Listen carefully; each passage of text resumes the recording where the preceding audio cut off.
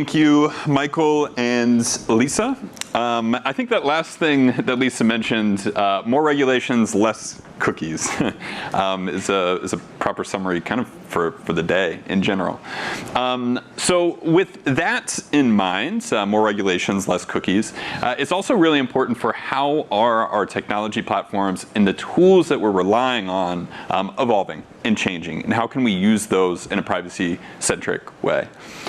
In our next session here, because I know many in the room are reliant upon Google Analytics, I want to introduce my colleague, Jimmy Love, who's an industry team lead at InfoTrust, to discuss privacy-focused measurement with Google Analytics.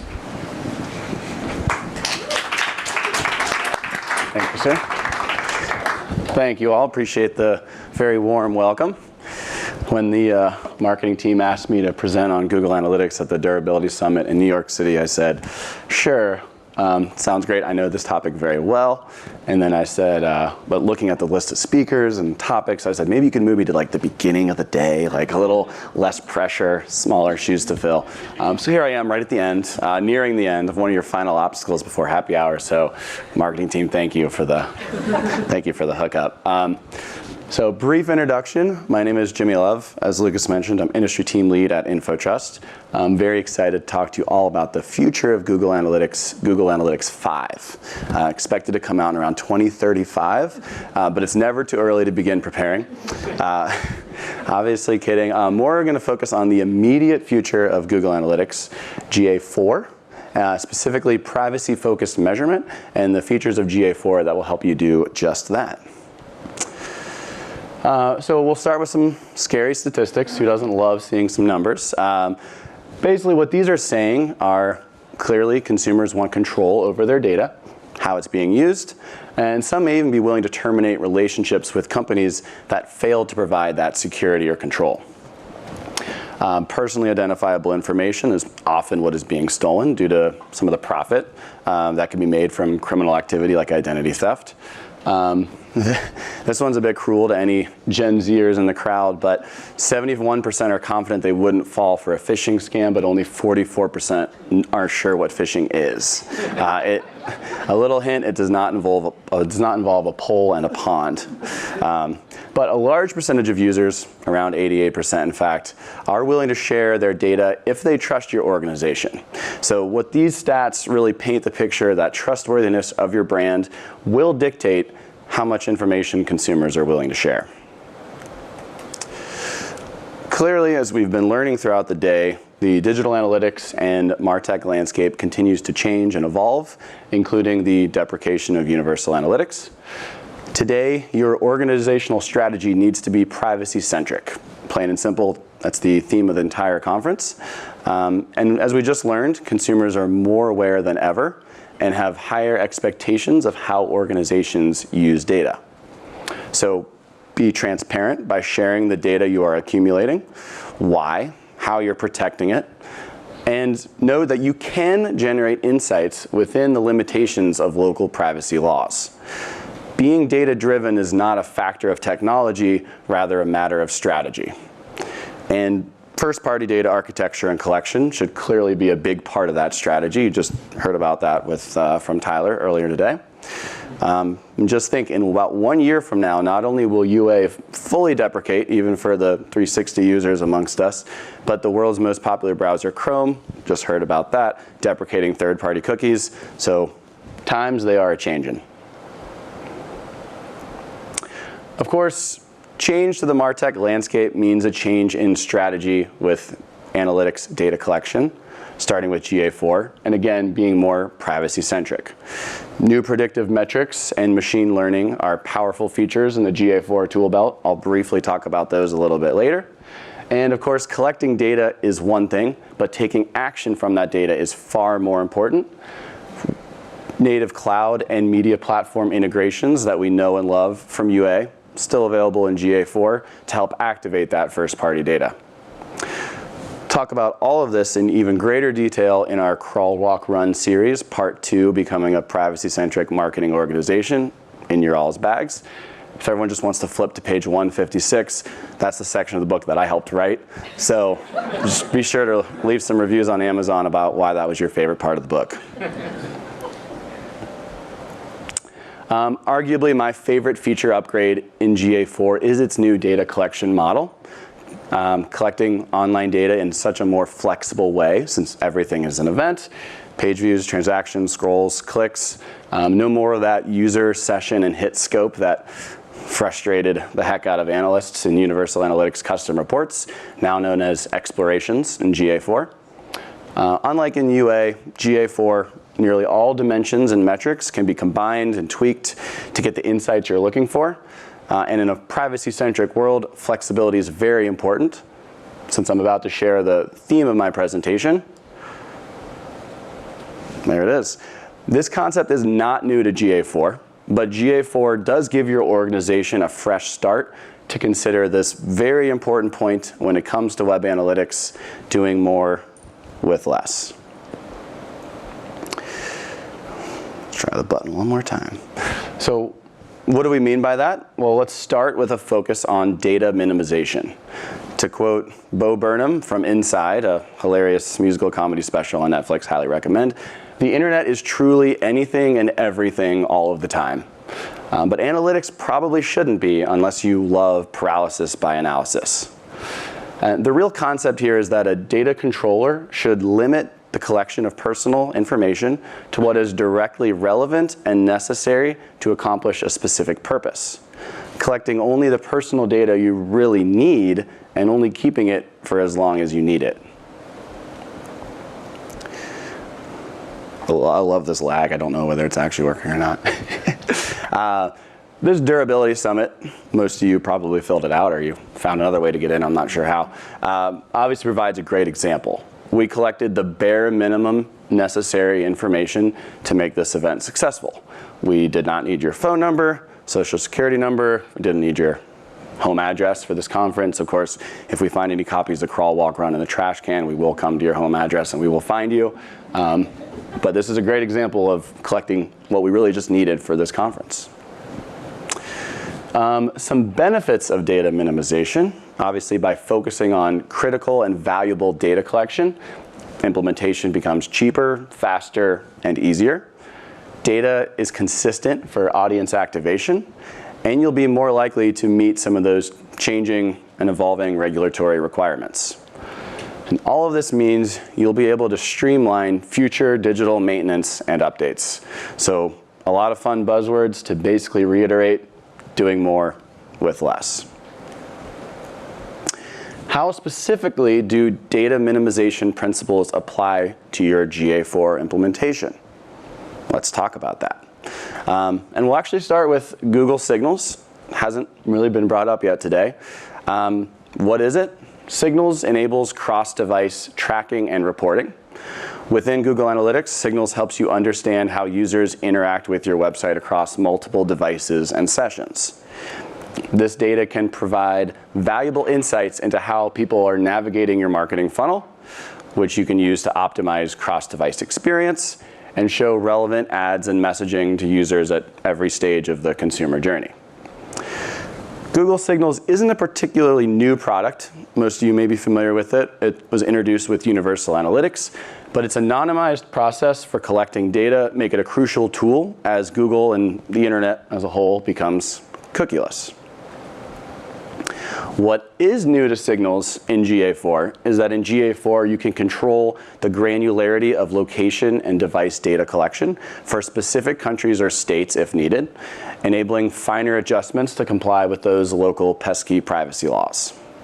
I work with some clients who have fully vetted Signals as very safe in their industry and in the states and countries that they operate in. And I have other clients who won't touch it with a 10-foot pole.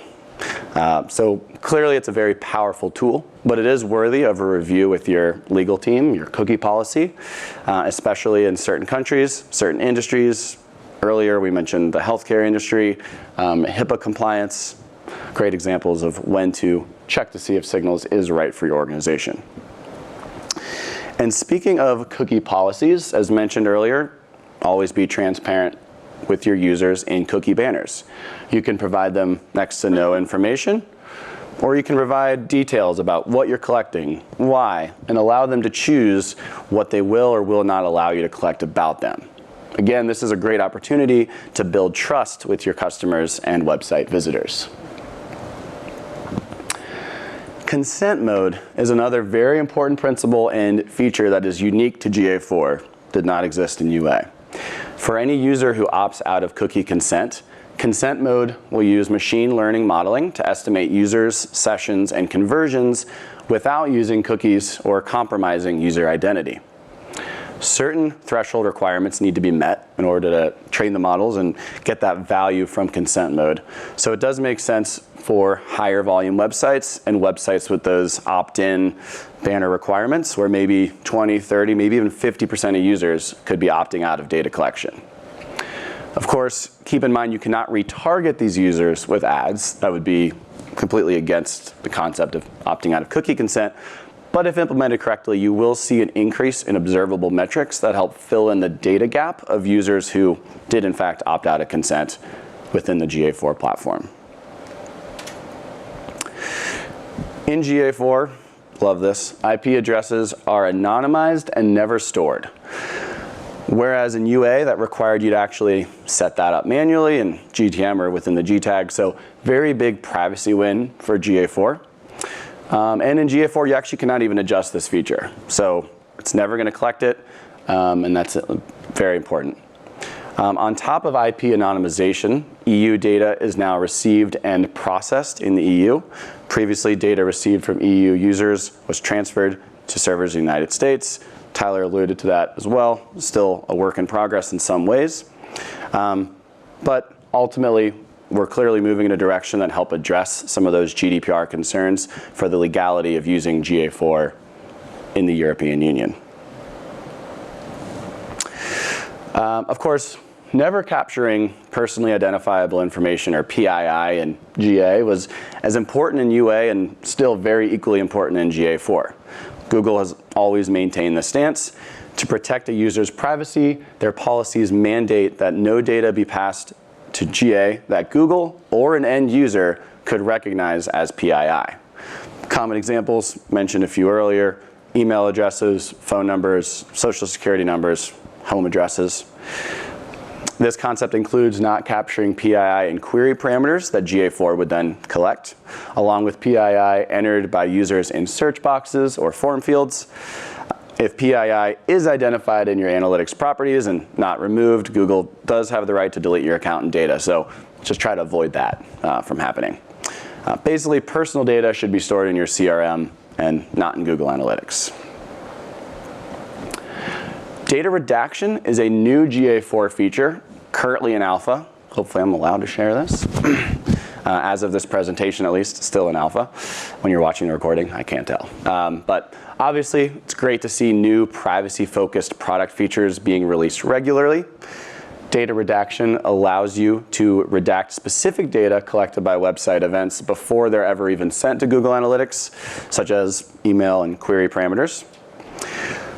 With the feature of data redaction, GA4 users can configure web data streams to perform client-side text redaction such that it never reaches Google Analytics servers, greatly reducing the likelihood of inadvertently submitting PII in violation of Google's policies.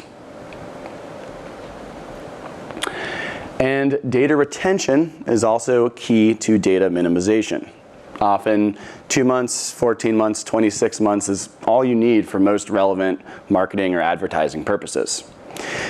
Can you think of a use case where you do need to store user level data for as much as 50 months, which is the max?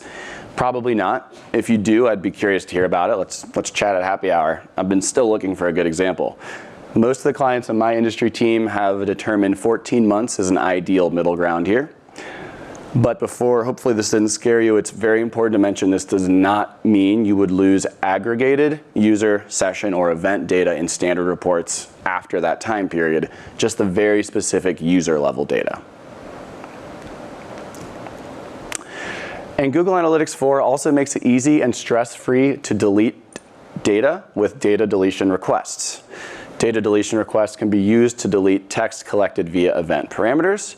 In the user interface, if data has been deleted, you'll see the parentheses data deleted. but events will still count towards overall metrics. Examples of when to use this feature include not just deleting PII, but that's a great example, but also removing examples of unwanted or bad data. To be honest, data deletion requests aren't very common if you avoid PII data collection and follow the principles discussed around data minimization. This feature really shouldn't need to be used too often. For perspective, again, clients in my industry team didn't complete a single data deletion request over the past year. But it is a very important feature in GA4, of course worth mentioning at a summit focused on privacy, and yet another data privacy feature in the GA4 toolbox. GA4 thresholding is a feature that withholds certain data from reports to protect user privacy. It's not the same as sampling, which occurs when you're querying raw event and user level data, and those queries may be asking to process more events or users than the quota limit. That quota limit depending on if you're using the free or enterprise 360 version. But you can easily check in GA4 interface whether thresholding is applied, obviously if you see that symbol. What else do you need to know about thresholding? As I mentioned, it will be applied to prevent an analyst or an end user from inferring the identity of an individual. It may apply when signals is enabled and there's a lower user count within a selected date range, or when viewing demographic data, maybe even some search queries if there aren't enough total users. Thresholding is system defined by GA4, cannot be adjusted, just like it can't record IP addresses. However, you can sometimes get around these thresholding applications simply by expanding the date range and viewing more user data. Before I wrap up, I don't want to entirely glance over some of the very cool machine learning and AI features within GA4. Obviously, it's a significant driving factor for consent mode, which we already talked pretty extensively about, as well as enhanced conversions features. Heard about that earlier as well. Enhanced conversions, of course, improving the accuracy of your conversion measurement, unlocks very powerful bidding features for ads. It also supplements your existing conversion tags by sending hashed first-party conversion data from your website to Google in a privacy-safe way. And machine learning and AI can help create predictive audiences. It's used for natural language search in the GA4 interface, and it even powers data-driven attribution. Honestly, all of those could be topics that could merit their own separate session, but I'm sure you're getting sick of me, so we'll speed things up. So, to begin preparing for the future of privacy-centric analytics, here are some suggestions. Be an adopter of cookieless tracking and consent mode. Ensure all of your analytics and advertising tags are firing correctly based off a user's consent selection while complying with national and local policies and regulations. And finally, enrich and enhance your first-party server-side tag management data. Again, reiterating Tyler's presentation from earlier. And last, to wrap up today with the key theme from my presentation, be sure you're minimizing data collection and creating trust with your customers, all while developing insights for your business with the powerful new features in GA4. Or to put it even simpler, do more with less. Thank you so much for attending my presentation today.